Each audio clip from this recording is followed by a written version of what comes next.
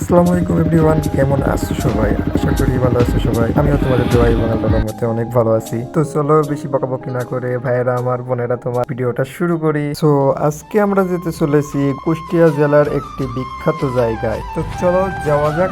তো আমরা চলে আসছি গনিশা এর মাজারে, এটার স্থান কুষ্টিয়া ভেড়ামারা গোলাপনগর বাজারের পাশে। আমরা সামনের দিকে এগোতে থাকি, এগোতে এগোতে যা সামনে পাই আপনাদেরকে দেখানোর চেষ্টা করি। আসলে অনেক দিন পর এমন একটি ব্লগ করতে পারবো, এটা আমার ভাবনার বাইরে ছিল। আশেপাশে যে এত সুন্দর করে লাইটিং দিছে, দেখলে মন ভরে যেত।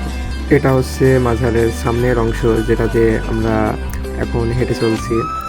আশেপাশে অনেক লোকজন রয়েছে যারা এখানে বেড়াতে আসছে। অনেক দূর দূরান্ত থেকে এখানে লোক আসে, যশোর, নাটোর এবং ঢাকা, সিলেট, মানে দেশের প্রতিটা অংশ থেকে এখানে আসে মানুষজন। অনেক ভিড় হয়, কারণ এক বছরে 3বার করে এই মেলার আয়োজন করা হয়। আমরা সামনের দিকে এগোতে থাকলাম, আর মাইকে কি যেন একটা বলতেছিল। তো আমরা সামনের দিকে এগোতে থাকি, ভিডিও শেষ পর্যন্ত দেখার জন্য অনুরোধ রইল।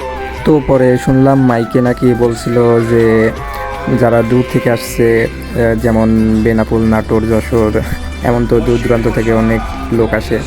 তো ওদেরকে ইঙ্গিত করে বলা হয়েছে যে ওখানে মাজারের পশ্চিম পাশে কিছু খাওয়া দাওয়ার আয়োজন করা হয়েছে তাদের জন্য। আমরা সেদিকে এগোতে থাকি, এগোতে এগোতে সামনে অনেক ভিড়, কারণ ওখানে রান্না বাড়া চলছে, অনেক কাজকাম চলছে। ওই তো সামনে লাইট দেখা যায়, ওখানে রান্না বাড়া চলছে। এখানে ভক্তদের মধ্য থেকে অনেকজন এসে রান্না বাড়ার কাজ করছে, আর অনেকে ঘোরাফেরা করছে। সো আজকের ভিডিওটা এই পর্যন্তই ছিল। ভিডিওটা ভালো লাগলে লাইক, কমেন্ট, শেয়ার এবং সাবস্ক্রাইব করবা, ঠিক আছে? আর কমেন্ট বক্সে তোমার নামটা দিয়ে যাও আর তোমার জেলার নামটা দিয়ে যাও। পরের ভিডিওটা না হয় তোমার জেলায় গিয়ে করবো।